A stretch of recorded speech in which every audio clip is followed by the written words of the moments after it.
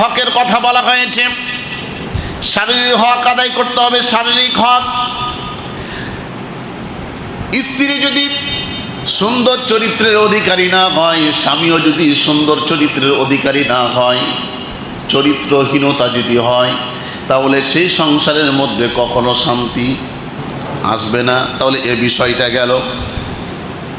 ও মুসলমান ভাইরা, 4 নম্বর, আল্লাহর নবী বিশ্ব নবীর হাদিস থেকে পাওয়া যায় স্ত্রীর ব্যক্তিগত বৈধ কাজে আল্লাহর নবী বিশ্ব নবী আল্লাহ পাক রব্বুল আলামিন জায়েজ করেছেন অনুমতি দেওয়া, চাহিদা পূরণ করা, স্বাধীন দেওয়া। যেমন যেমন স্ত্রী এখন চাই রান্না শেখার জন্য, স্ত্রী এখন চাই স্বামীর সামনে যখন যাবে সুন্দর পোশাক আশাক পরিধান করে থাকা, নতুন পোশাক নয়, সুন্দর পোশাক, পরিষ্কার পোশাক, ভালো পোশাক, সুগন্ধি ব্যবহার করে। কথা বোঝা গেছে?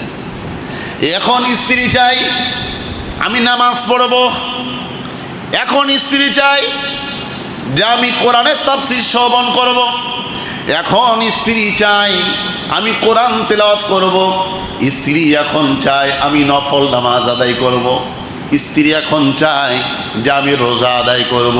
এগুলো ভালো কাজ না খারাপ কাজ? কথা কন না কেন? ভালো কাজ, নেক কাজ। এই কাজগুলোতে বৈধতা দেওয়া অথবা কি করা, অনুমতি দেওয়া। কারণ যেগুলো নফল ইবাদত, ওরে মুসলমান অন্তরের মধ্যে হাদিসটা ঢুকায় নেন, মাসালাটা ঢুকায় নেন।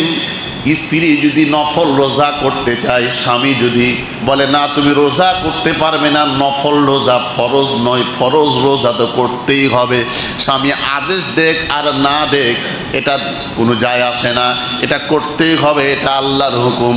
তবে নফল রোজা স্বামী যদি বলে স্ত্রী তুমি করতে পারবা না, তুমি রাখতে পারবা না, তাহলে সেই স্ত্রীর জন্য সেই নফল রোজা রাখা জায়েজ নাই। কথা বুঝতে পেরেছেন?